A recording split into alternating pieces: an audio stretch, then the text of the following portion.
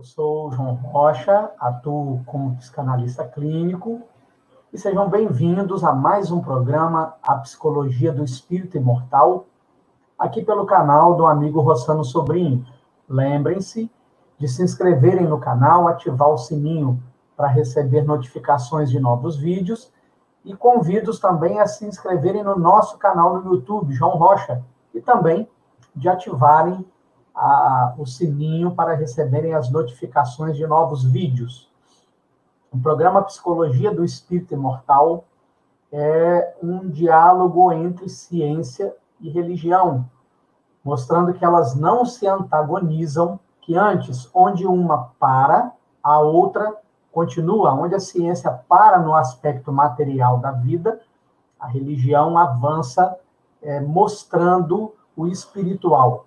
Nós estamos estudando o aparelho psíquico humano segundo a psicanálise freudiana. Estamos estudando a libido, né? E no programa anterior nós pudemos aprender que Freud, né, amplia no final da sua pesquisa, no final do estabelecimento da ciência da psicanálise, uma das 4 grandes forças da psicologia. A libido está presente em todos os aspectos da vida.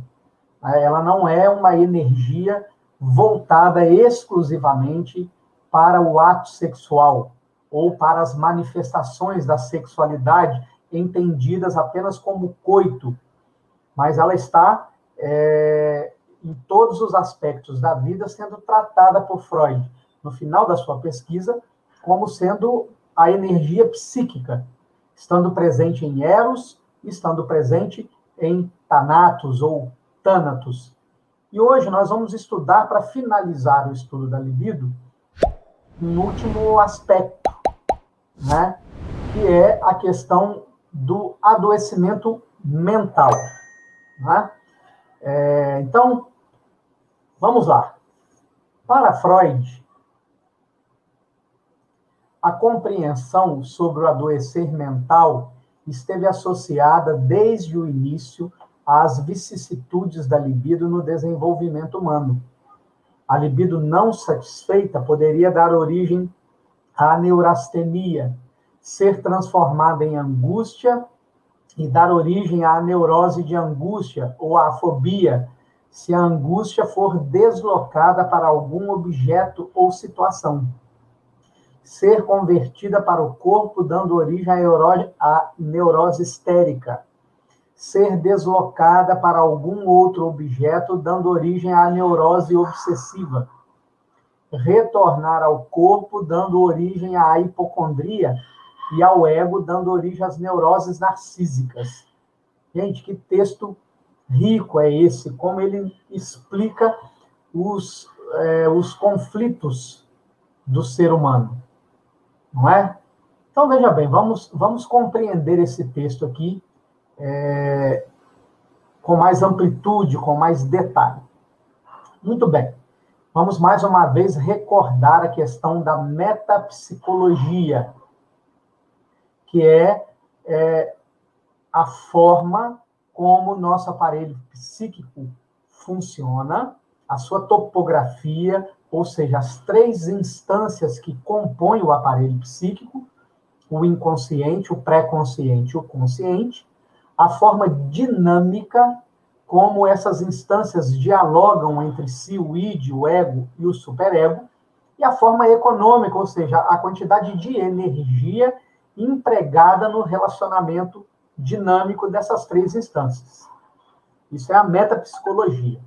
Então, muito bem. Um desejo brota em nós.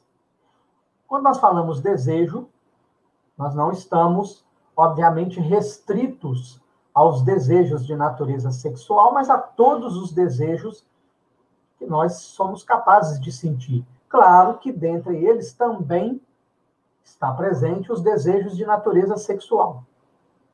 Quando um desejo vibra em nós, esse desejo tem uma quantidade de libido, uma quantidade de energia investida nele.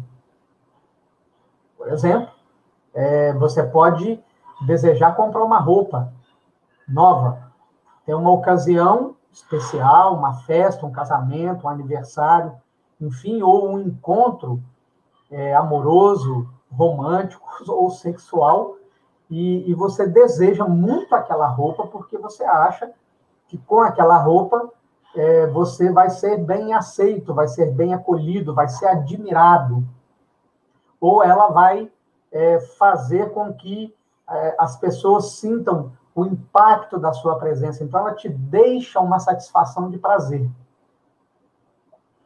Então, esse é o desejo. Muito bem.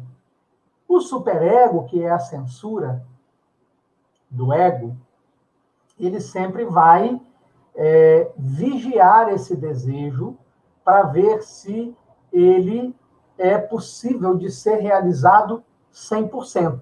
E para tal, ele precisa não ferir as regras sociais. Ele precisa não ferir as regras de grupos. Ele precisa não gerar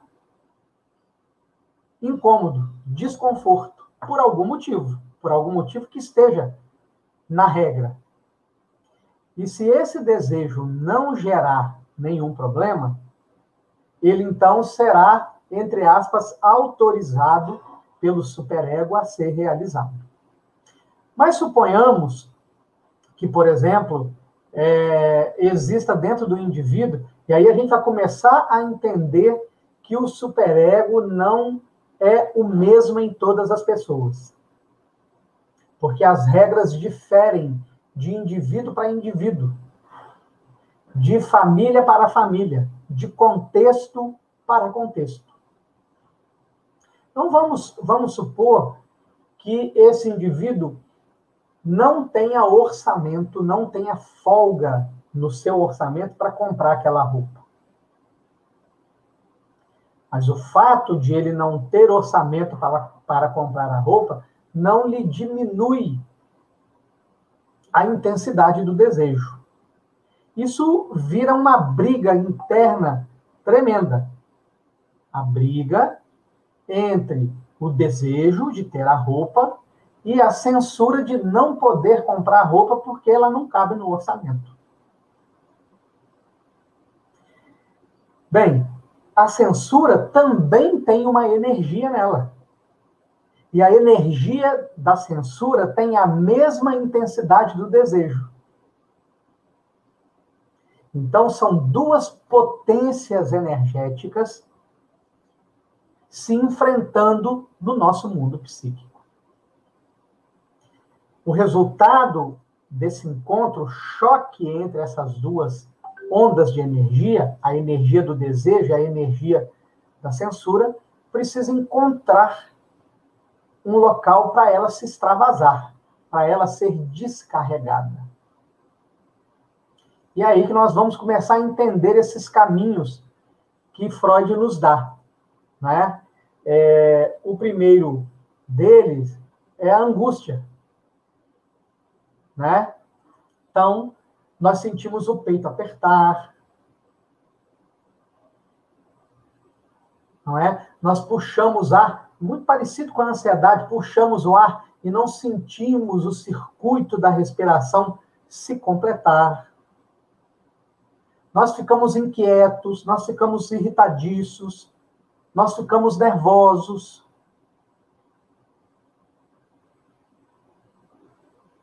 E mentalmente, essa situação começa a prevalecer sobre as outras atividades da vida. Nós pensamos nisso o tempo todo. Eu quero a roupa, meu Deus, não posso, como é que eu vou fazer? Eu quero conquistar aquela pessoa e sem essa roupa, meu Deus, não vai dar certo. Nossa, como é que eu vou chegar na festa, todo mundo bonito, todo mundo bem arrumado, e só eu vou estar lá igual um espantalho?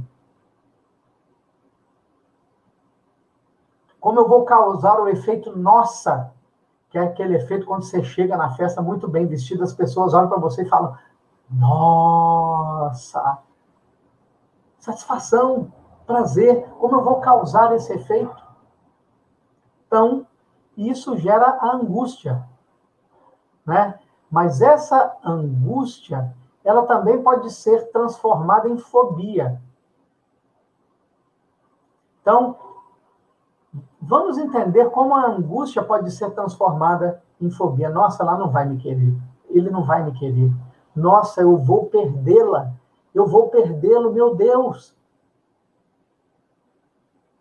Virou uma fobia. Então, a pessoa, às vezes, passa, né, a fugir, literalmente, de onde está aquela pessoa, ou mesmo fugir do meio do público por medo de encontrar aquela pessoa, por ela não se sentir adequada para a conquista, para que a pessoa a veja e a deseje, a queira também. Mas esse desejo, né, ele também pode ser convertido para o corpo, dando origem à neurose histérica. Você pode ter contraturas musculares, se pode ter analgesias em algumas partes do corpo, por exemplo, você deixa de sentir literalmente determinada parte do corpo, né? Enrijecimentos musculares, contrações musculares tão intensas que fica rígido a ponto de se tentar fazer movimentos e não se conseguir. Foi esse o quadro que Freud encontrou quando acompanhava as experiências de Jean-Martin Charcot, em Paris. E aí, quando se usava o processo hipnótico, esse sintoma da neurose histérica, do enrijecimento muscular, da analgesia, desaparecia ou diminuía bastante. Tirar da pessoa da hipnose, os sintomas voltavam. É onde Freud compreendeu que havia uma parte inconsciente da nossa mente, né?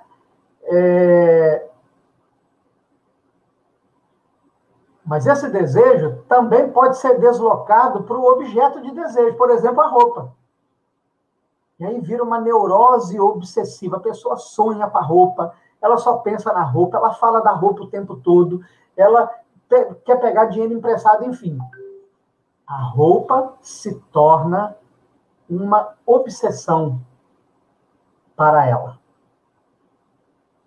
Ou um outro retorno dessa libido para o próprio corpo pode gerar a hipocondria, que é um movimento inconsciente que diz mais ou menos assim: eu não posso ter aquilo, então eu começo a me punir.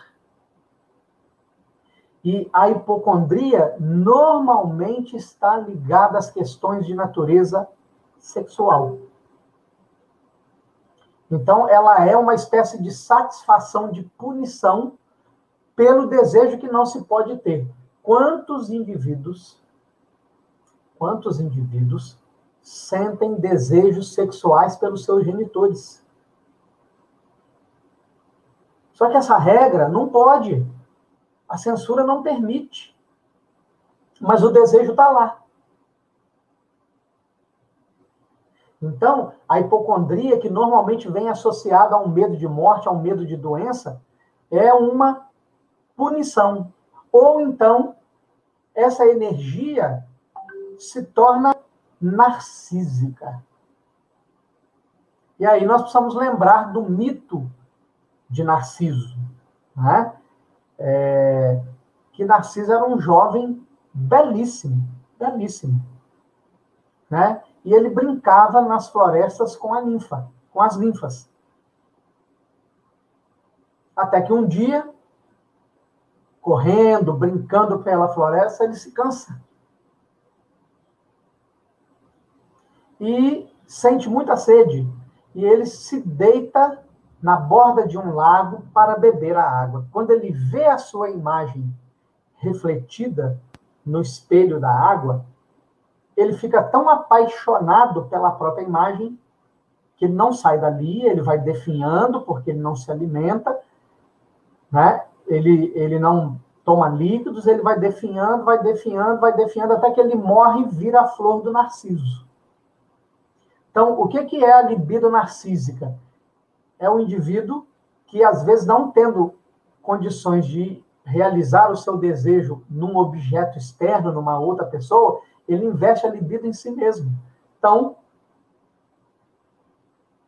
ele se torna, né, o mais belo a si mesmo, o mais inteligente a si mesmo, o mais astuto a si mesmo, o mais sagaz diante do próprio olhar. Então, são os indivíduos narcísicos, eles se acham os suprassumos. E tudo isso que nós estamos falando, meus amigos e amigas, são formas de adoecimento mental. E vejam, percebam que eu usei como exemplo aqui o simples comprar de uma roupa. Imaginemos se esse desejo é um desejo de natureza sexual. Imaginemos se esse desejo for dirigido a uma pessoa. E imaginemos se esta pessoa a quem o desejo é dirigido é alguém proibido.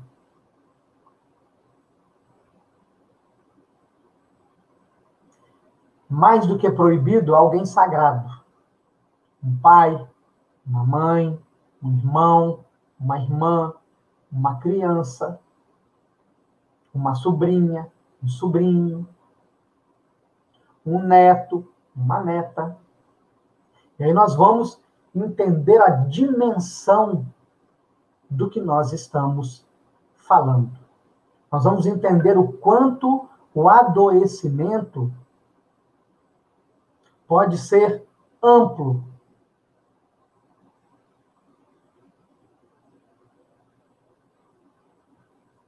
E isto, como nós estamos compreendendo aqui, pode gerar as chamadas somatizações, ou seja, as doenças da mente somáticas, do soma, do corpo, as doenças da alma, refletindo no soma, no corpo, psicossomáticas. E é por isso que é necessário, muitas vezes, a farmacoterapia, ou seja, a necessidade de se procurar um psiquiatra para que ele avalie se há a necessidade de um ansiolítico ou de um antidepressivo, enfim, de uma medicação psiquiátrica qualquer, aliado à psicodinâmica ou à terapia que vai entender ali as questões do conflito entre o id e o ego, entre o desejo e a realidade, entre a emoção e a razão, entre o que se quer e o que não se pode, que vão ajudar a trabalhar a causa, a descarregar aquele desejo, a ressignificar o desejo, de maneira que ele deixe de perturbar. E aí, quantas e quantas pessoas na nossa sociedade perdem a oportunidade de ter uma vida relativamente equilibrada, porque tem preconceito de tomar medicação psiquiátrica, porque ainda vigora na nossa sociedade que o psiquiátrico está associado à loucura, porque há ainda um enorme preconceito em relação aos transtornos psíquicos, e outros com preconceito de se procurar uma terapia, uma análise, porque também terapia e análise são para fracos. E vão passar a vida inteira adoecendo, e lá depois dos 70 de idade, 60 e tantos de idade, 70 de idade, muitas vezes o Parkinson vai visitar, muitas vezes o mal de Alzheimer vai visitar, muitas vezes o transtorno de humor da depressão vai visitar.